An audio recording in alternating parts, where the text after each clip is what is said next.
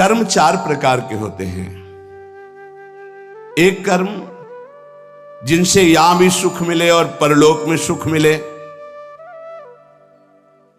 जैसे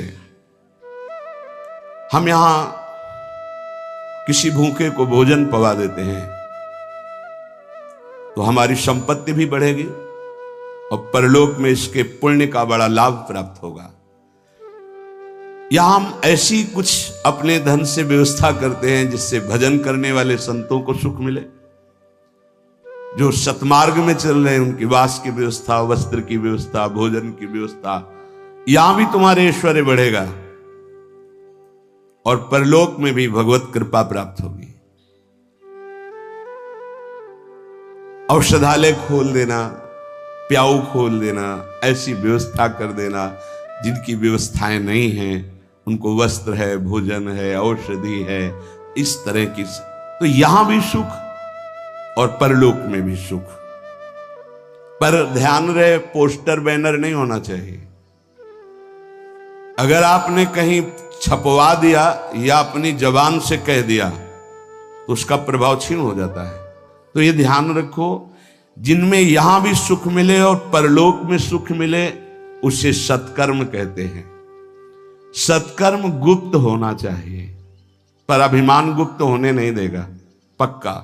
वो चाहे दीवाल से कहेगा जरूर। ये अंदर देख लेना, फूलन आएगी, कहना कुछ तो ऐसा कि बाद में संत पाएंगे, पहले ही परिक्रमा मार्ग में बोर्ड लग जाता है, आज यहां 100 संत सेवा और अमुक जिले के अमुक अमुक अमुक ऐसे। तब ये लगता है कि कैसे तुम नादान बच्चे हो, तुम्हें इतना बड़ा सौभाग्य सुकृत का मिला था, इतना महान सत्कर्म हो, तुमने सब मिटिया मेट कर दिया। ये कर्म तभी परलोक में आपको मिलेगा जब यहां आप गुप्त रखें। दूसरा मतलब पहला है जो इस लोक और परलोक दोनों में सुख प्रदान करे, वो ऐसे धार्मिक सत्कर्म। दैन्यता की मूर्ति, साधुता अपने आप आ जाएगी जब आप ऐसा समर्पण करेंगे। कितने ऐसे, एक नहीं कितने ऐसे जिनको ये है नहीं कि हमारी जानकारी कोई कि हम कुछ सेवा करते हैं। अहम को पुष्टता चाहिए। इस लोक परलोक में यदि अपने कर्म का जो सुकृत है तो भगवान से प्रार्थना करो कि कोई न जान पावे, ऐसा कार्य करो, तो वो आपको इस लोक और परलोक दोनों में उन्नति प्रदान करेगा। दूसरा, जिनमें यहां भी दुख और परलोक में भी दुख। पहला यहां भी सुख और परलोक में सुख। दूसरा है यहां भी दुख और परलोक में दुख। परिस्त्री गमन, जो दूसरे माताओं के साथ, बहनों के साथ व्यभिचार करते हैं, यहां भी दुख और परलोक में दुर्गति। अगर गृहस्थ हो तो एक पत्नी जो आपने पाणी ग्रहण किया है, बस। दूसरा मदिरापान, मद्यपान, यहां भी दुख, परलोक में दुर्गति। द्वैत कीड़ा, जुआ, यहां भी दुख, परलोक में दुर्गति। हिंसा, मांस खाना, यहां भी दुर्गति और परलोक में भी दुर्गति। देख लेना, खूब मांस खा लो, फिर तुम्हारा मांस जब अंतिम समय सड़ेगा ना और तुम्हारी जब दुर्गति होगी तब तुम्हें पता चलेगा।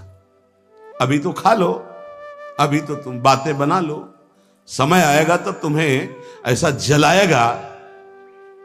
कभी कभी ऐसा लगता है कि ये मानव देह केवल संत कृपा से ही लाभ ले सकता, अन्यथा नहीं ले सकता। ये कोई पक्षपात की बात नहीं।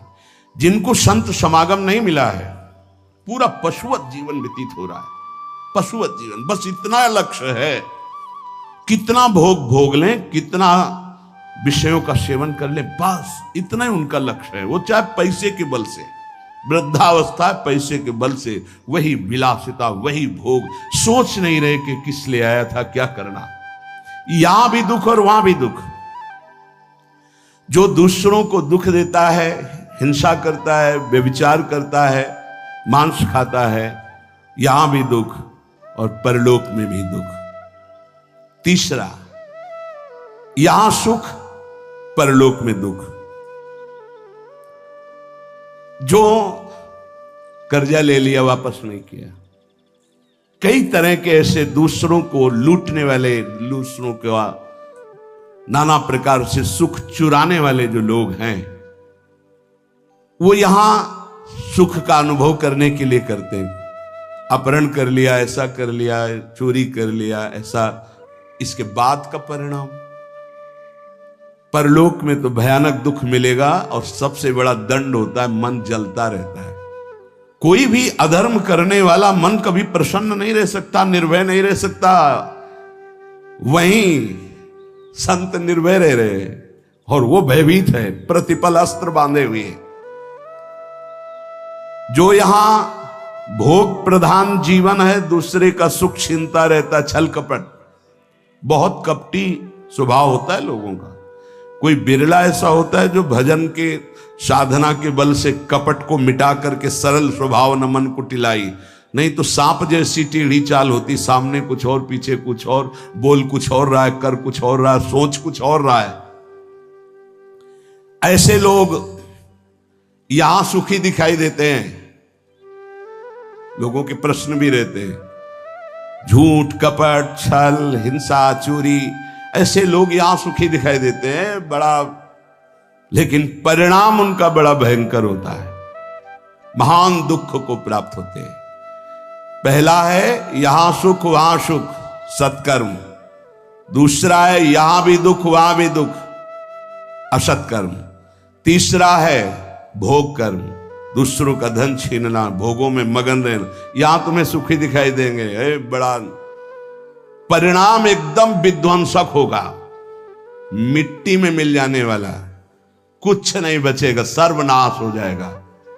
इसको आप आंख खोलकर देख लो, संसार में रहते हो, समाचार आदि के द्वारा संसार की जिनकी झूमती थी मिट्टी में मिल गए। अधर्माचरण करने वाला कभी सफल नहीं हो सकता। झूमती थी, अभी से लेकर इतिहास साक्षी है। जिस लोक में भुजा ठोक देता था, लोकपाल भयभीत हो जाते थे, मिट्टी में मिल गया। ऐसे ही है अधर्माचरण, चोरी, हिंसा, बल विक्रम के द्वारा दूसरे की संपत्ति को छीनकर भोगो, ये बहुत देखा है, नष्ट हो जाते हैं समय आने पर विध्वंस, और परलोक में तो दुर्गति ही होती है। चौथा, ये बहुत जोर का है, यहां दुख, परलोक में परम सुख। ये है त्यागी महापुरुष, जिन्होंने यहां जानबूझकर समस्त भोगों का त्याग करके भगवान के लिए महान दुख को आमंत्रित किया। गर्मी, सर्दी, बरसात, निंदा, अपमान, काम, क्रोध, लोभ, मोह, मद, मत्सर, सबको सह रहे हैं। राधा राधा राधा राधा राधा, ये परम पद में आरूढ़ होंगे। तपस्वी, नाम जापक, व्रत, उपवास, योगाभ्यास, साधना, इनके द्वारा पूरे जीवन कष्ट सहते रहते हैं और जगत मंगल और परम पद की प्राप्ति, ये चार प्रकार के कर्म होते हैं जिनमें यहां सुख वहां सुख, वो दान पुण्य सत्कर्मादि, जिनमें यहां दुख और परलोक में दुख, पापाचरण, एक शब्द में बोल सकते हैं पापाचरण। तीसरा भोगाचरण, जिसमें यहां सुखी दिखाई दे रहे लेकिन परलोक में इनकी दुर्गति होगी। दुखिया को न सताइए, दुखिया देगा रोए, और जब दुखिया के मुखिया सुने तो तेरी गति का हो। किसी को कमजोर समझकर आप फंसा दिए या कष्ट दे दिए या मार दिए और आप पदवी पे पहुंच गए, तो परम पदवी वाला जब दृष्टि डालेगा तो तुम्हारी धज्जियां उड़ जाएंगी। ये बहुत होश में, जो शब्द दूसरे के हृदय में चोट पहुंचाकर परम पद में पहुंचा दे, वही साधु के शब्द होते हैं। उठो, जागो, भूल मत करो। अगर यहां तुम सुखी होने के लिए अधर्माचरण से धन ले लेते हो, चाहे जो हो, तो परिणाम में तुम्हें बड़ा भयंकर दुख भोगना पड़ेगा। इसलिए हम प्रार्थना करते हैं, अंदर की हालत को मजबूत करना है तो दुखियों को मत सताना, निर्दोषों को दंड मत देना, पैसे के लिए किसी को गलत मत फंसाना। नहीं, चाहे जितना बड़ा अधिकार आपको मिला हो, वो अधिकार भी एक समय का है, इसके बाद नहीं। फिर तुम्हें जो कर्म का दंड मिलेगा वो भोगना पड़ेगा। त्रिभुवनपति अधिकार प्राप्त है महाराज नहुस को, भूल गए अपने कर्तव्य को और पदाभिमान में गलत आचरण में कदम रख दिया तो अजगर की योनि प्राप्त हुई, भ्रष्ट हो गए देवराज इंद्र पद से। कोई भी पद अगर आप गलत आचरण करोगे तो समय पर जब दंड देगा, पद भी छिन जाएगा, सुख भी छिन जाएगा, परिणाम महान हानिकारक दुख कारक होगा। उपासक यदि बहुत जल्दी पवित्र और शुद्ध साधना में समर्पित होना चाहता है तो शरीर और प्राण इन दोनों को भगवान के चरणों में समर्पित कर दे। हमारी अब जिम्मेवारी खत्म, समर्पित। तो समर्पण भी हमें नहीं आता ना, कैसे समर्पित करें। इसीलिए गुरु रूप में भगवान पधारते हैं। गुरुदेव जैसी आज्ञा करें वैसे शरीर के आचरण हमारे हों और गुरुदेव जो हमें नाम मंत्र दे वही हमारी श्वास में चले, तो दोनों समर्पित हो गए, शरीर और प्राण। जब कोई शरीर और प्राण भगवान को अर्पित कर देता है उसे आत्मनिवेदन भक्ति कहते हैं। और आत्मनिवेदन भक्तिवान ही परम पद को प्राप्त होता है, परम रस को प्राप्त होता है। पाई रस भक्ति गूढ़ जुग जुग जग दुर्लभ भव इंद्रादि विधिम। ये रस भक्ति तभी प्रकट होती है जब शरीर और प्राण अपने आराध्य देव को समर्पित हो जाते हैं। उपासक जैसे भगवान सच्चिदानंद में है, ऐसे उपासक का भी सच्चिदानंद में स्वरूप होता है। एक बार सत्संग में कहा था कि भगवान नारायण भी तुम बन सकते हो, तो किसी ने कहा था मनुष्य नारायण कैसे बन सकता है। देखो सीढ़ी है, नारायण नर बन सकते हैं ना, तो सीढ़ी बन गई, उतर गए ना, उसी सीढ़ी में चढ़ जाओ तो नर नारायण बन जाएगा। कैसे प्रमाण? गीध देह तजी धरि हरि रूपा। जब परम सत्कार्य बन गया सियाजू की रक्षा का, तो गीध ने शरीर छोड़ा और हरि रूप धारण करके हरिधाम को गया, नारायण रूप धारण करके। जब अजामिल का शरीर छूटा तो चतुर्भुज नारायण रूप होकर भगवान के धाम। जब धुंधकारी का प्रेत योनि छूटी तो चतुर्भुज भगवान के पार्षद लेने आए थे, चतुर्भुज रूप पार्षद रूप हरि रूप धारण करके भगवान के धाम को चला गया। केवल श्री लांछन चिन्ह लक्ष्मी जी का, वो भर पार्षदों को नहीं होता, नहीं पूरे जैसे हरि वैसे ही हरि के पार्षद होते हैं। सच्चिदानंद में पार्षद स्वरूप सच्चिदानंद की सेवा में उपस्थित होता है। जैसी श्री जी वैसी श्री जी की सखिया किशोरी मात्मानम किमि सुकुमारी नुकले। उपासक अपनी उपासना को चुरा के रखे, नहीं तो कोई चुरा लेगा। हम जो साधना करते हैं किसी को पता नहीं होना चाहिए।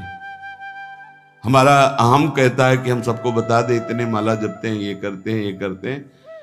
पूज्य पादुड़िया बाबा कह रहे हैं उपासक अपनी उपासना को चुरा के रखना। ये चुराने की वस्तु है, छुपाने की। कोई जाने ना आप किस कोटि के। जैसे समुद्र की कोई था नहीं ले सकता, ऐसे उपासक की कोई था नहीं ले सकता। सेवा में तुलसी दल 7 दिन तक प्रयोग किया जा सकता है। 1 दिन उतार के 7 दिन तक वो बासी नहीं माना जाएगा। बिल्व पत्र 5 दिन तक, कमल पुष्प 3 दिन तक और अन्य पुष्प 1 दिन। आज उतारा आज ही लगा, आज उतारे हुए कल नहीं चढ़ाए जा सकते। केवल कमल पुष्प 3 दिन तक। अगर अन्य पुष्प है और आज उतार कर कल चढ़ाते हैं तो वो बासी माने जाएंगे, वो श्री जी की सेवा में नहीं आएंगे। उपासक सदैव सतयुग में रहता है। कलयुग उनके लिए है जो संत समागम से दूर है, भजन से दूर है। सतयुग की स्थिति क्या होती है? सतयुग के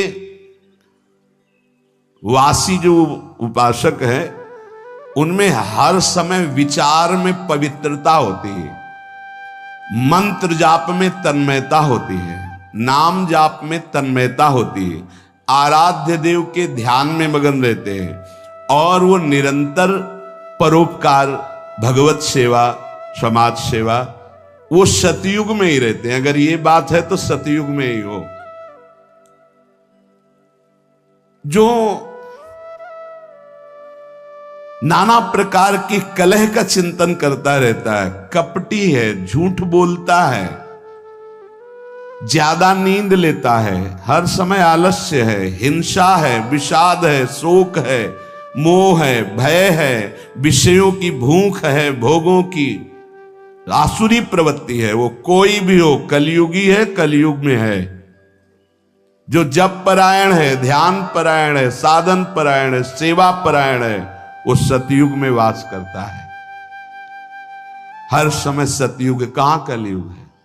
सत्संग हो रहा, नाम वाणी, नाम कीर्तन, प्रियालाल की सेवा दर्शन, सेवा में हर हमारे पास समय कहां है कलयुग के लिए। कलयुग जो बुलावा देते हैं उनके पास जाता है, अपने पास समय कहां है कलयुग के लिए। झूठ, कपट, तंद्रा, निद्रा, हिंसा, विषाद, व्यसन, व्यभिचार, मोह, भोगों की प्रबलता, आसुरी प्रवृत्ति, ये कलयुग है। अगर चित्त में इन सब का राज्य तो कलयुग। उपासक सदैव सतयुग में रहता है, सदैव। देख लो, उपासक सदैव सतयुग में रहता, कलयुग में नहीं। ये अगर लक्षण है तो कलयुग है, नहीं तो कोई कलयुग नहीं। कहां कलयुग है? हाँ, कलयुग का स्थान बताया गया, शराब पीना, व्यभिचार करना, मांस खाना, जुआ खेलना, चोरी करना, तो उसी में आ जाता है झूठ, कपट, तंद्रा, निंद्रा, हिंसा, विषाद, शोक, मोह, भय, भोगों की प्रबलता, राक्षसी प्रवृत्ति, ये कलयुग का स्वरूप है। उपासक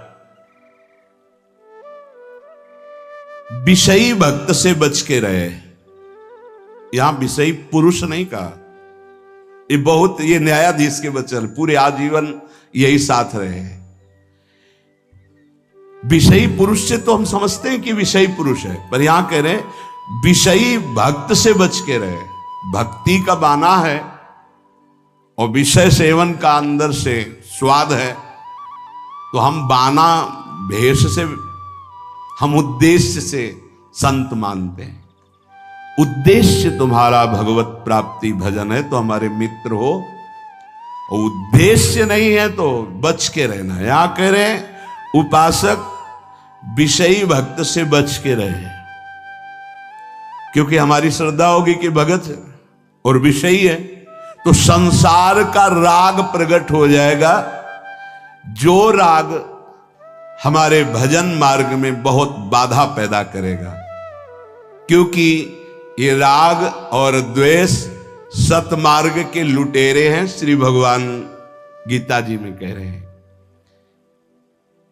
जो भक्त विषयी है हमें उसका संग नहीं करना। क्यों? क्योंकि उसके संग से विषयों का राग प्रकट हो जाएगा।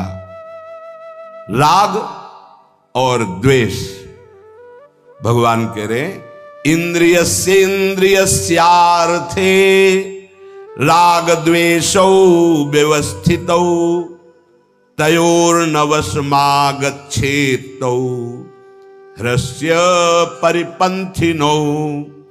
हे अर्जुन, इंद्री के प्रत्येक विषय में राग और द्वेष ये छुपे रहते हैं। अनुकूलता, प्रतिकूलता। उपासक को ना अनुकूलता में न प्रतिकूलता में, अर्थात न राग में न द्वेष में, दोनों में नहीं फंसना, क्योंकि ये दोनों इस मार्ग के लुटेरे हैं, खाली कर देते हैं, लूट लेते हैं। श्रोत्रेंद्रिय, त्वचा इंद्रिय, नेत्र इंद्रिय, रसेंद्रिय, घ्राणेन्द्रिय, इसके विषय हैं शब्द, स्पर्श, रूप, रस, गंध। पूरी सृष्टि के भोग इसी में आ जाते हैं।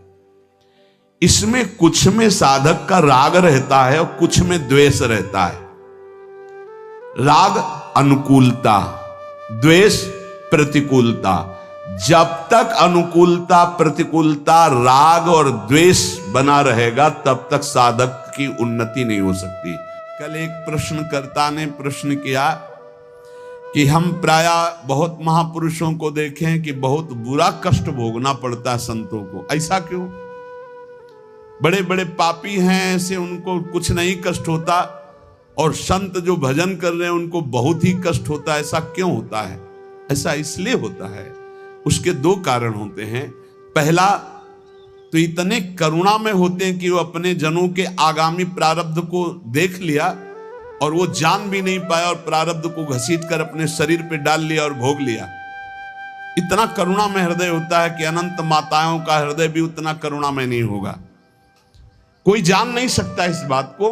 वो देखा कि हमारे अमुक जन पर प्रारब्ध का आक्रमण होने वाला है, तो प्रारब्ध तो मिटाया नहीं जा सकता, भोगा जा सकता है, तो आओ हम भोगने के लिए तैयार हैं, और वो उनके प्रारब्ध को ले लेते हैं।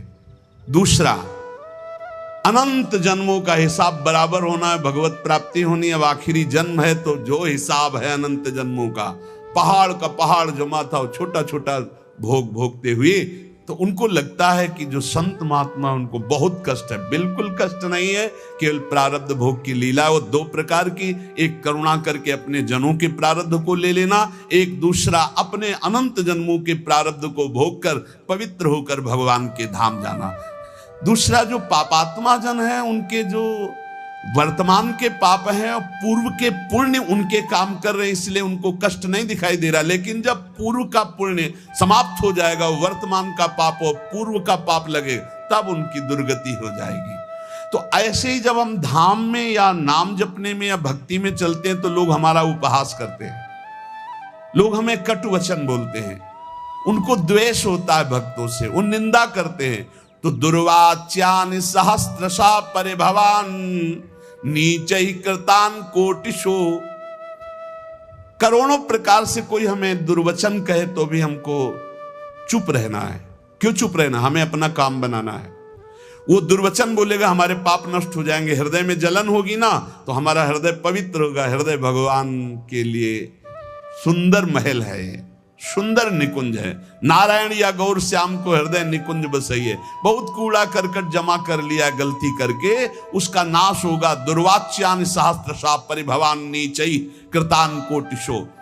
नीच पुरुष द्वारा करोड़ करोड़ प्रकार से तुम्हें कष्ट दिया जाए, गाली दे रहे हैं, निंदा कर रहे हैं, उपहास कर रहे हैं, ऐसा व्यवहार कर रहे हैं जो हृदय को जला रहा है, ए सह जाना, पलट कर जवाब मत देना। बहुत जल्दी तुम्हारा हृदय पवित्र हो जाएगा और तुम सदा सदा के लिए सुखी हो जाओगे, और वो जो बोल रहा है वो दुखी हो जाएगा। उमा क्षमा सापहुते भारी। तुम चुप रहो, मत बोलो। भक्ष्याक्षादन वास कुट्य मिलना दुखान्यलम कोटिशा। हो सकता है कि तुम्हें भोजन आदि की व्यवस्था हो, वास की सही व्यवस्था न हो, गर्मी सर्दी आदि सहनी पड़ रही, चुपचाप सह लो। थोड़े दिन का जीवन है, भगवत प्राप्ति करनी है। धाम में ऐसी निष्ठा से रहो, भोजन भी नहीं मिलेगा, कष्ट भी मिलेगा, गालियां मिलेंगी, तो भी हम धाम को नहीं छोड़ेंगे। कामाद्यैरति पीड़या च मनसो वैकल्यमात्यंतिकम। अब इतने बड़े भजनानंदी तो नहीं है कि हम काम विजयी हों, तो ये काम आदि दोष हमारे हृदय को जलाएंगे, पीड़ा देंगे, पर हम किसी से कहेंगे नहीं और कोई चेष्टा नहीं करेंगे, सह जाएंगे।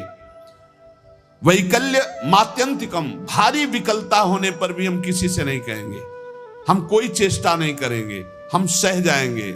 ये सोढ़ा वसंत के लिविपने कृष्णस्य तेभ्यो नमः। जो ऐसे श्री राधा और कृष्ण के केल विलास युक्त महल वृंदावन में वास करते, सब कुछ सहते हुए श्रीपाद कहते मैं उनको नमस्कार करता हूं। दोषान्न स्थिर जंगमेषु कलयन कस्यापि नो द्वेजयन। तुम्हें उद्विग्न करेंगे यहां लोग, तुम्हें परेशान कर सकते हैं, पर तुम उनकी निंदा मत करना, उद्विग्न मत होना, उनकी निंदा मत करना, अपने आप को बचा के निकल जाना। ये मानो परमार्थ में आगे बढ़ने के लिए जरूरी है ये बात। दोषान्न स्थिर जंगमेषु, यहां किसी भी जड़ चैतन्य में दोष दर्शन न होने पावे। यद्यपि वो तुम्हें उद्वेग प्रदान करेंगे, भगवत पार्षद हैं, प्रेरित होकर आएंगे, तुम्हें ऐसे वचन बोलेंगे, ऐसी चेष्टा करेंगे, ऐसे उद्वेग प्रदान करेंगे, पर तुम उद्वेग मत कर। किंचित दयत्न लब्ध मित भुक चित्ते पिन स्त्रीक्षणा। यदि तुम्हें कवल दो कवल ही भोजन मिल जाए तो उसी को खा करके दिन व्यतीत कर लो। अभ्यास में बहुत बड़ी सामर्थ्य है, बहुत बड़ी सामर्थ्य अभ्यास में। ये भगवत प्राप्ति जब लक्ष्य हो जाएगी तभी सह सकते हो, अन्यथा नहीं सह पाओगे। अगर कवल दो कवल भी भोजन मिल जाए तो उधर में डाल लिया, पूरा दिन व्यतीत। कवल दो कवल तो बहुत होता है, 3-4 दिन में कभी ऐसे गुड़ मिल जाता था ना गंगा किनारे, गुड़, तो गुड़ पाके एक कमंडल जब गंगा जल पीते थे तो ऐसे भगवान की तरफ, कितने कृपालु भगवान हो, ऐसे एकांत में भी आप हमारे उदर पोषण को देते हो। आज तुम 3 बार पाते हो, 1 बार भी भगवान हृदय से जय नहीं बोलते होगे, हृदय से जय नहीं बोलते होगे कि आहा कितने कृपालु प्रभु आप हो, आप कितना प्यार करते हो। कभी रोते हो प्रभु के प्रति, कितना प्यार है प्रभु का। हर व्यवस्था है लेकिन कभी एकांत में जय जयकार हृदय से नहीं कर कि आपकी कितनी अपार कृपा है नाथ हम पर। और कह रहे मितभुक चित्ते पिन स्त्री क्षणा, एक क्षण के लिए भी वृत्ति काम भोग के लिए किसी माता बहन की तरफ गंदी भावना से न जाने पावे। धाम में वास करते हो, ऐसी गलती ना होने पावे। श्री राधा मुरली धरोज्वल यशहा शरणवन गृणन संस्मरन यो वृंदावन मावसेन मधुर धीर धन्याय तस्मै नमः। जो हर समय राधा मुरलीधर का निरंतर नाम जप करता है, यशोगान करता है, किसी माता बहन की तरफ काम भाव से एक क्षण भी नहीं देखता है, थोड़ा कवल दो कवल मिल जाए उसी से काम चला लेता है, रात दिन भजन में है पर लोग उसे गाली देते हैं, लोग उसको दुर्वचन बोलते हैं पर वो कुछ नहीं बोलता, सह जाता है। तो श्रीपाद कह रहे हैं धन्याय तस्मै नमः, वो धन्य हो गया, मैं उसे नमस्कार करता हूं। ऐसा हमारा जीवन श्रीधाम वृंदावन के प्रति समर्पित हो। भावना कभी मिथ्या या कल्पना नहीं होती। उपासक को भाव से ही रसास्वादन मिलता है। भावोत्सवेन भजताम रसकाम धेनुम तम राधिका चरण रेणु मामिस्म। यदि भाव नहीं उत्पन्न हुआ तो अभी जीवन सुन। साधना की अवस्था में आपको लाभ मिला है क्या? भाव। भाव साधु को, साधक को, भक्त को, उपासक को उपलब्धि हुई है तो क्या उपलब्धि हुई? भाव। जैसे ज्ञान मार्ग में भी भाव है, ब्रह्म भाव, भगवत भाव में है सखा भाव, दास्य भाव, वात्सल्य भाव, गोपी भाव, सहचरी भाव, भाव की प्राप्ति होना। श्रद्धाहीन, मिथ्याचारी, मनमानी आचरण करने वालों को भाव का परिचय ही नहीं, जानते ही नहीं कि भाव क्या है। सच्ची मानिए, जिस दिन आप भाव में डूबने लगेंगे आपको कहीं जाने आने की जरूरत नहीं। यहां के ठाकुर का दर्शन नहीं हुआ तो विश्व में कहीं भी दर्शन करे और शांति नहीं मिलने वाली। इसलिए जो भगवत कृपा पात्र होते हैं अंतर में घुसना प्रारंभ कर देते हैं, अंतर्मुख होकर के अपने हृदय देश के ठाकुर के दर्शन की चेष्टा करते हैं। हृदय के भगवान का साक्षात्कार हो गया तो सर्वत्र होगा, और सर्वत्र घूमे आप हृदय के ठाकुर का साक्षात्कार नहीं तो कुछ हाथ नहीं लगेगा। करके देख लो, मन चराए आओ, मन को घुमाए आओ, आंखें चराए आओ, लेकिन हृदय के ठाकुर का साक्षात्कार नहीं हुआ तो विश्राम नहीं मिलेगा। देखो, ये भाव राज्य है, इसमें स्थूल से सूक्ष्म, सूक्ष्म से सूक्ष्मतर और सूक्ष्मतर से सूक्ष्मतम में प्रवेश होता है। ये दिव्य भावना का लोक है। स्थूल, सूक्ष्म, कारण, भाव, चिन्मय, 5 भेद है। पहले स्थूल भाव बनता है। कैसे? शरीर से प्रकट सेवा में खूब तन्मयता, शरीर से जैसी आज्ञा हुई, जहां हमें खड़ा कर दिया गया वही शरीर प्रधान। फिर अंतर में घुसता है, अंतःकरण प्रधान, सूक्ष्म शरीर, चिंतन प्रधान। अब बाहर की क्रियाएं तो पहले से ही संयमित हो चुकी है, अब जैसी गुरु आज्ञा वैसा अंदर चिंतन प्रधान, फिर कारण स्वभाव प्रधान हो गया। या जो पर्यो मोहि सहज स्वभाव, श्री हरिवंश नाम रस चाओ, श्रुतौ राधिका कीर्तिरंता स्वभावे। अब उसका स्वभाव बन गया भगवत लीला गाना, भगवत लीला सुनना, भगवत नाम जप करना, भगवत कीर्तन करना, भगवत सेवा करना। तब प्रकट होता है भाव। स्थूल, सूक्ष्म, कारण, तीनों का परिवर्तन जो कर दे उसका नाम भाव। भाव के आगे चिन्मय देह की प्राप्ति होती है, जिसे भाव देह कहते हैं। ये बड़ा विलक्षण होता है, न स्थूल होता है, न सूक्ष्म होता है, न कारण होता है, न यातना देह होता है, न देव देह होता है, न स्वाप्निक देह होता है। एक अलौकिक चिन्मय भाव देह है। ये नित्य, जैसे प्रिया प्रीतम वैसा ये नित्य है चिन्मय देह। ये देह केवल कहने मात्र को ये शुद्ध भगवत स्वरूप है। इसमें देह जनित कुछ नहीं है, हड्डी मांस या पुरुष स्त्री के चिन्ह ये सब नहीं है भाव देह में। अब आप विचार कीजिए, ये जो लीलाएं हैं ये चिन्मय देह से हो रही है, जहां ना स्त्री चिन्ह है, ना पुरुष चिन्ह है, ना रक्त है, ना मांस है, ना मज्जा है, ना हड्डी है, ना विकार है। निर्विकार चिदानंद चिन्मय देह। कैसे जानोगे कैसी रास हो रही है? यहां देह और देही का भेद नहीं, जैसे आत्मा अलग है देह अलग है। यहां माया का पर्दा नहीं है, यहां बहिरंग प्रकृति का प्रवेश नहीं है, यहां अंतरंगा योग माया का भी प्रवेश नहीं है। यहां माया की चादर डालकर भगवान नहीं खेलते, यहां खुला खेल हो रहा है चिदानंद में। जैसे यहां तो माया की चादर पड़ी हुई, पहले देह फिर अंदर बैठा हुआ चिदानंद तत्व है, उसे कोई बिरला ज्ञानी जानता। समात्मा सुदुर्लभा वासुदेवा सर्वमिति।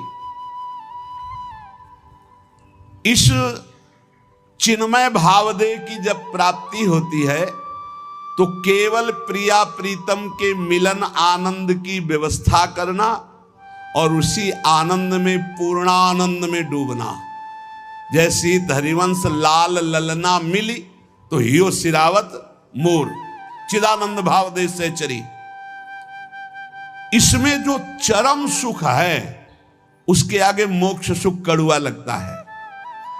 यह रहस्य तभी खुलता है जब दिव्य लीला राज्य के भावरस में डूबे हुए किसी भावुक महापुरुष की शरणागति मिल जाए और उनकी बताई हुई उपासना के क्रम से स्थूल शरीर, सूक्ष्म शरीर, कारण शरीर, तीनों से परे भाव, भाव से भी गाढ़ भाव दे चिदानंदमय की प्राप्ति, तब इस लीला में प्रवेश हुआ।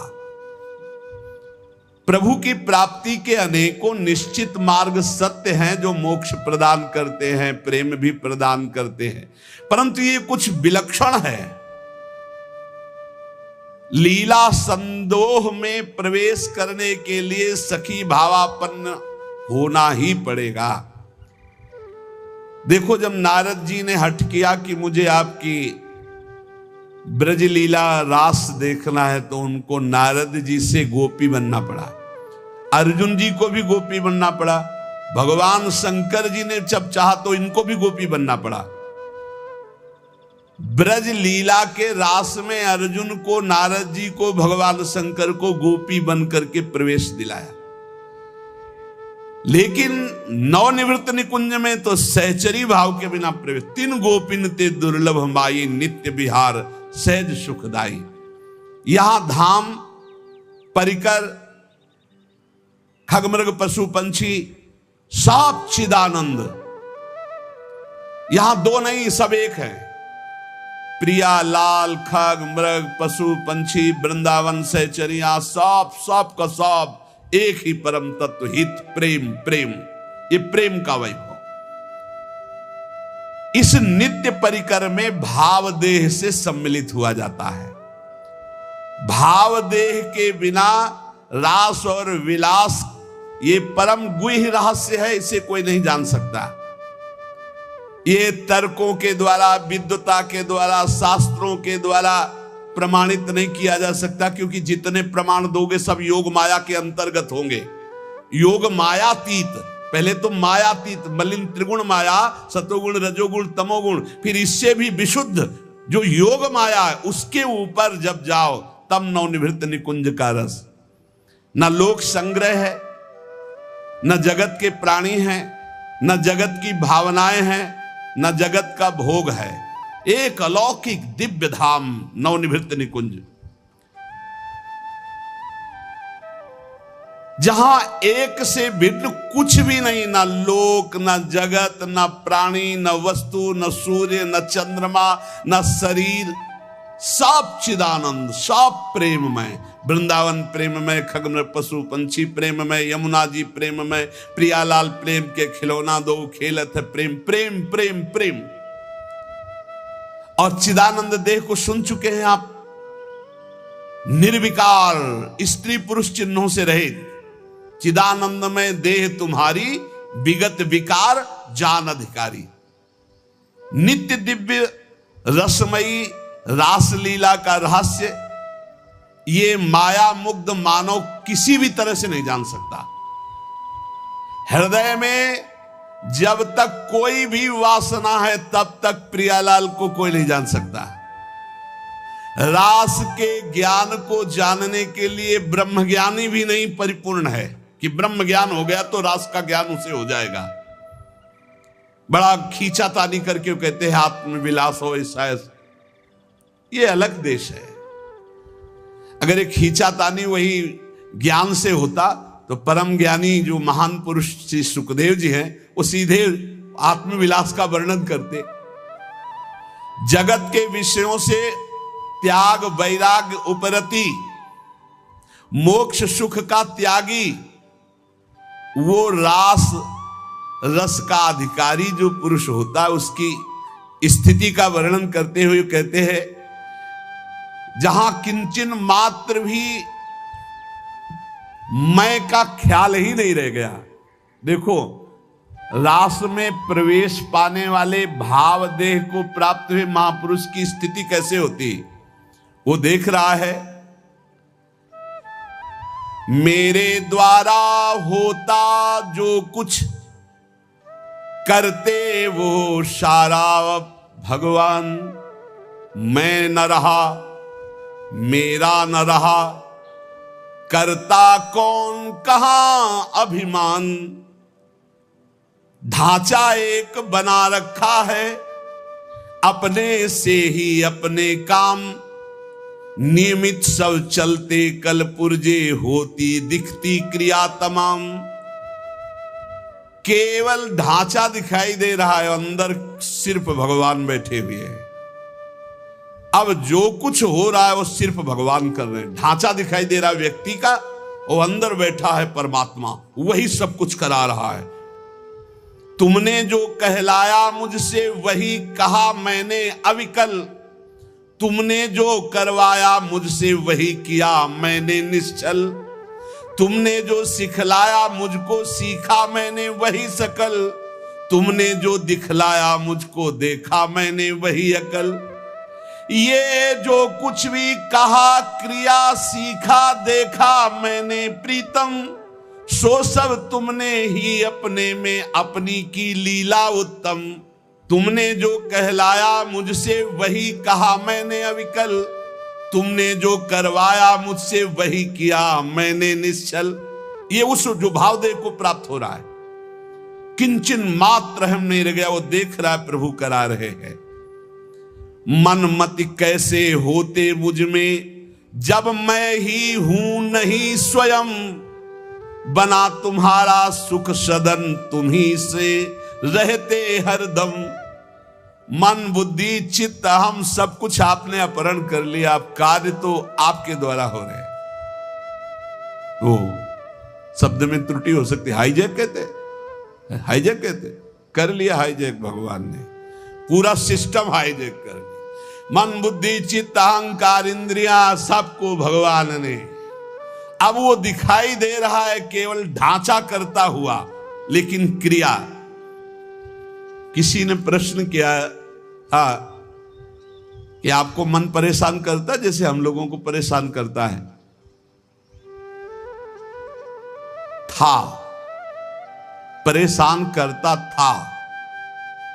जब मेरा मन था तब, जब मेरा मन था तब परेशान करता था, और जब उनका मन हो गया तो अब आनंद देता, परेशान नहीं करता है, अब आनंद देता। क्या स्थिति होती है?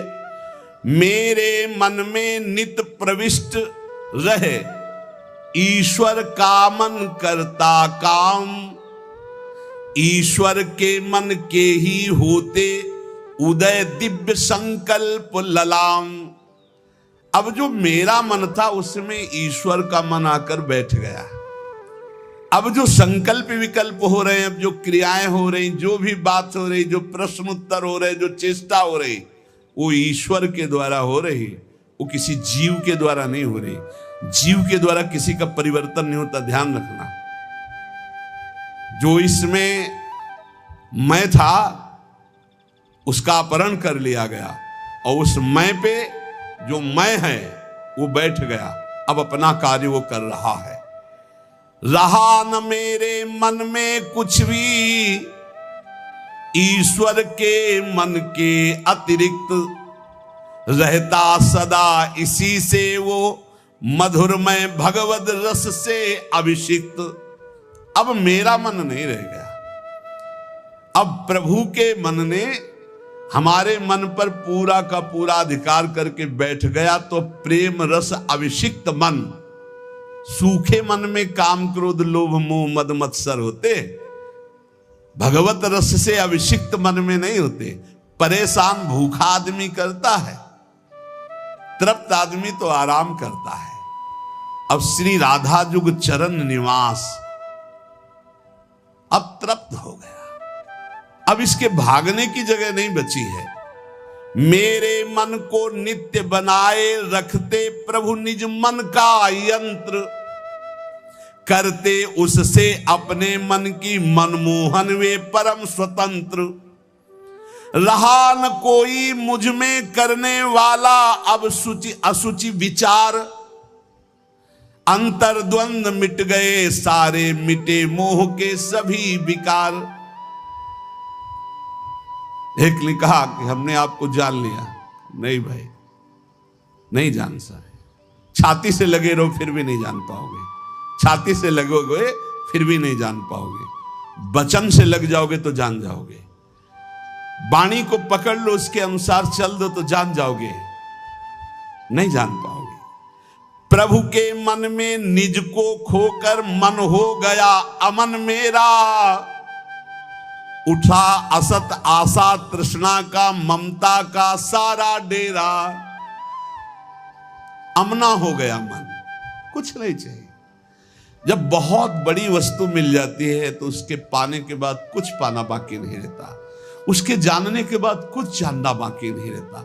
एक बार चित्त को लगाओ तो, एक बार प्रभु में लगाओ, फिर जब प्रभु तुम्हारे चित्त को स्वीकार कर लेंगे तो क्रीड़ा करते अब मन में स्वयं प्रीतम इच्छा अनुसार करते रहते नित उसमें, उससे वे अब स्वच्छंद विहार।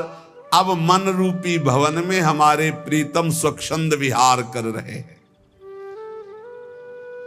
जितनी भी मलिनताएं थी, जितनी भी इच्छाएं थी, वो प्रभु से विमुख होने के कारण, और जब प्रभु पधारे मन में सब अपने आप खत्म। क्रियाएं वैसे ही हो रही। मेरा जो कुछ था सब ही पर हुआ, एक उनका अधिकार, वे ही अब सब कुछ बने। प्राण हृदय मन प्राणाधार। भगवत प्रेमी महात्मा के प्राण कौन? प्रभु। मन कौन? प्रभु।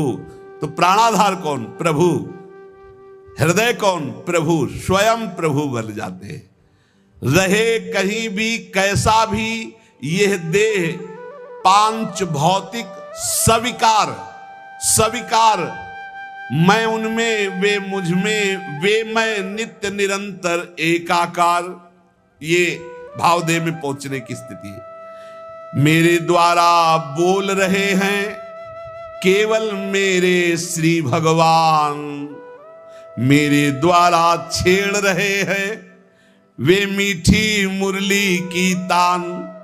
मेरे जीवन में अब तो एकमात्र उनका ही स्थान, अतः उन्हीं का होता मुझ में क्रिया नित्य क्षुद्र महान। क्रिया क्षुद्र हो या महान हो, वे उन्हीं भगवान से हो रही। अब मैं मेरा कहीं अस्तित्व तो नहीं रह गया। इस स्थिति में भाव का प्रादुर्भाव हो जाता है और भाव देह की प्राप्ति हो जाती है। तो कह रहे इस लोक में आराध्य देव से भिन्न कहीं भी जिसकी ममता नहीं है, उसके लिए कोई संसार नहीं है, उसके लिए कोई प्राणी नहीं है, यहां तक कि अपना भी अस्तित्व तो नहीं रह गया। देखो साधना को समझिए, अपना भी अस्तित्व तो नहीं रह गया, तब वो नित्य दिव्य रास लीला का रहस्य उसके हृदय में स्वयं प्रकाशित हो जाता है। ये माया मुग्ध मानव अपनी बुद्धि लड़ाकर रास को समझना चाहे तो कदापि नहीं। कौन अधिकारी है? बोले जिसका इस लोक में कोई भी नहीं है, अपनी ममता कहीं नहीं है, जगत में पूरे ना कोई प्राणी पदार्थ में, यहां तक कि अपना भी अस्तित्व खो गया, वो रास का अधिकारी। इसीलिए कई बच्चा के पेट, बच्चा बन जाओ, आचार्य शरणागत हो जाओ, स्थिति वो प्रदान कर देंगे। हृदय में जब तक थोड़ी भी वासना का अंधकार है, वो इस रास के ज्ञान से आलोकित नहीं हो सकता है। जगत के विषयों से त्याग वैराग्य उपरति के अनंतर रसिक महापुरुष की विशिष्ट कृपा, तब वो रास रहस्य का ज्ञाता होता है। श्री श्यामा श्याम की किंचित कृपा से रहस्य प्रकाशित होता है। ये लोक लोक नहीं रह जाता, मृत्यु लोक नहीं रह जाता उसकी दृष्टि में, ये सब दिव्य वृंदावन हो जाता। कहीं भी हो रहे उसकी दृष्टि वृंदावन में ही रहती। उसका दिव्य रास लोक अलग अलौकिक उसके नेत्रों में छाया रहता है।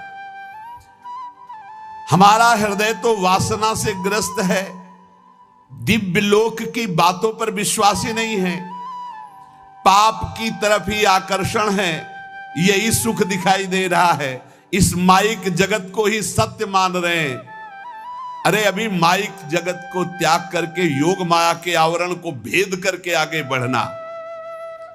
रास में जहां श्री श्यामा श्याम व्यवधान रहित अद्भुत रास रंग में मगन है, ये माया का आवरण और योग माया का आवरण हटे बिना वहां प्रवेश नहीं होता है।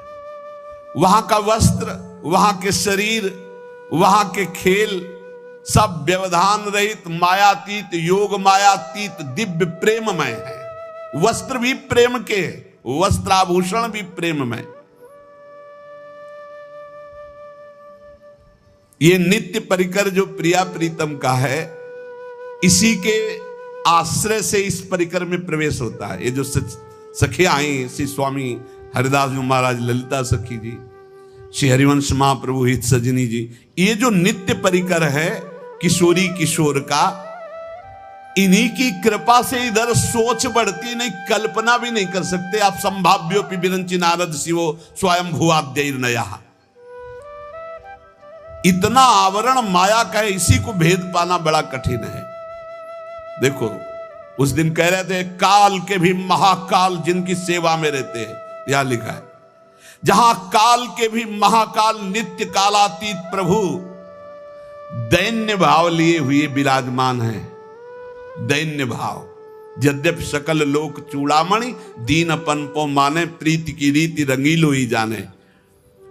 इस खेल में, प्रेम पथ में, रास रस में, माया की गोद में बैठ करके और इसको समझना चाहे असंभव।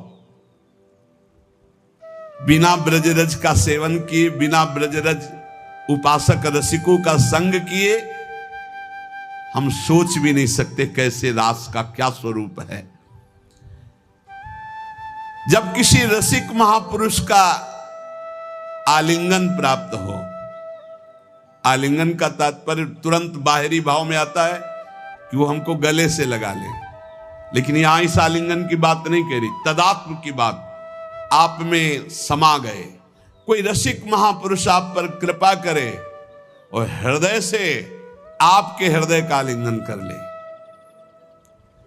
और आप पूर्ण त्रिभुवन में काम विजयी हो जाएं।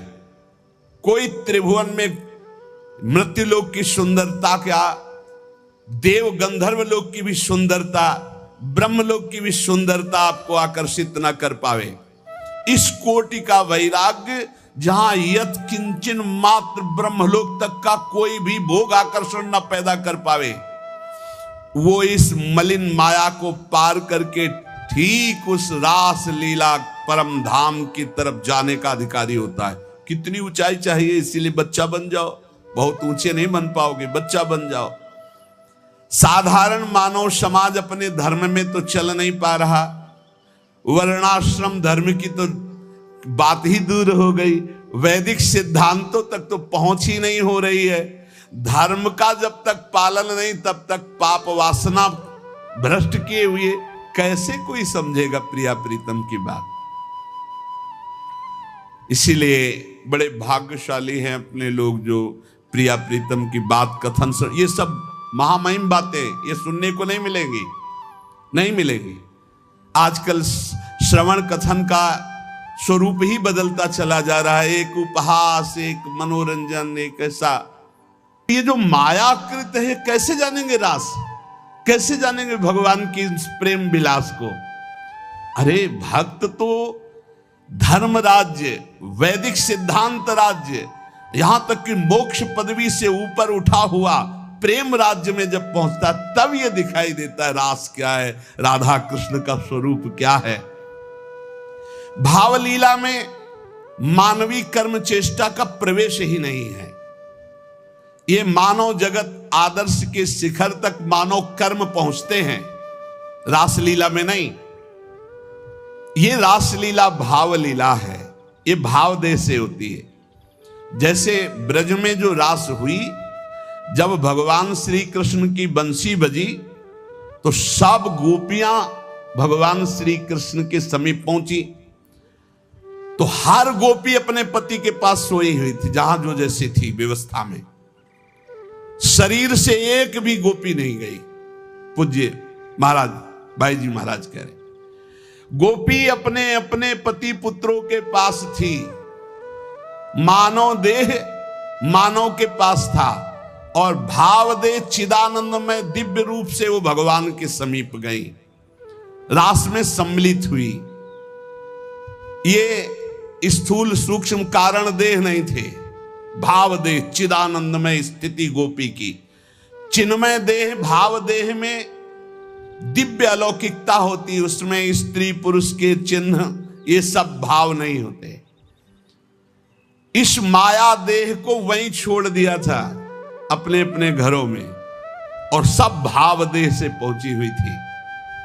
पूज्य भाई जी महाराज इसमें लिखा, आत्माराम श्री कृष्ण का आलिंगन आत्मा से होता, देह से नहीं। वो आत्मदेह स्वरूपा गोपांगनाएं थी। इसलिए प्रभु को जो रास विलास में तो कहा स्व प्रतिबिंब विभ्रमा, जैसे बालक अपने प्रतिबिंब से खेलता है, अर्थात सब श्री कृष्णमयी चिदानंद देहधारी गोपियां थी, कोई लौकिक स्त्रियां नहीं थी।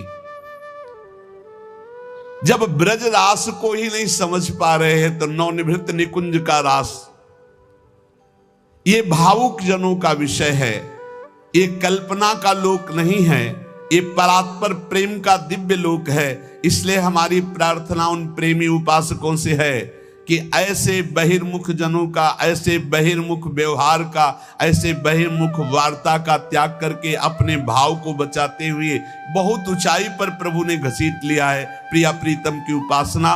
तो सिर्फ श्यामा श्याम का नाम, श्यामा श्याम के रूप, श्यामा श्याम की लीला, श्यामा श्याम के गुणों का गायन करते हुए संसार की, लोक परलोक की कोई परवाह न करते हुए, किसी की समालोचना का ये विषय नहीं, ये अपने हृदय के भाव का विषय है। तो जैसा आचार्य गुरुदेव ने उपदेश किया वैसा हम आगे बढ़ते रहे। पूज्य श्रीपाद प्रबोधानंद जी महाराज, यदि आपको वृंदावन का वास मिल गया है, वृंदावन आने को मिल गया है, अब यहां आपको कोई कटुवचन बोलता है, आपके साथ दुर्व्यवहार करता है, तो आपको पवित्र किया जाता है। निरंतर नाम जप करें और जो भाव में झांकी आ रहे उसे कल्पना मत मानो। बहुत रोमांचित हो कि प्रभु पधारे, प्रियालाल हमारे ध्यान में आ रहे, और जैसा तुम्हारा गाढ़ ध्यान होता जाए, किसी से कभी कहना मत कि स्वप्न में भगवान आए हैं या हमारे ध्यान में भगवान आए हैं, आज तो हमने ऐसा अनुभव किया, वैसे कुछ मत बोलो। परमार्थ की अनुभूतियां छुपाने से आगे बढ़ती हैं। अगर हम जरा भी बोल दिए तो उसी दिन से बंद हो जाएंगी। इसलिए सावधान रहो, खूब नाम जप करो, अपने भाव की बातें किसी को बताओ मत, और किसी के द्वारा आपके प्रति जो दुर्वचन है, अपमान है, निंदा है, इनको सह जाओ। जैसा रूखा सूखा मिले उससे उदर पोषण करो। यहां से जाना है, शरीर छोड़ना है, भगवत प्राप्ति करनी है, ये दृढ़ निश्चय रखो। शेष चर्चा आगे। श्री राधा वल्लभ लाल।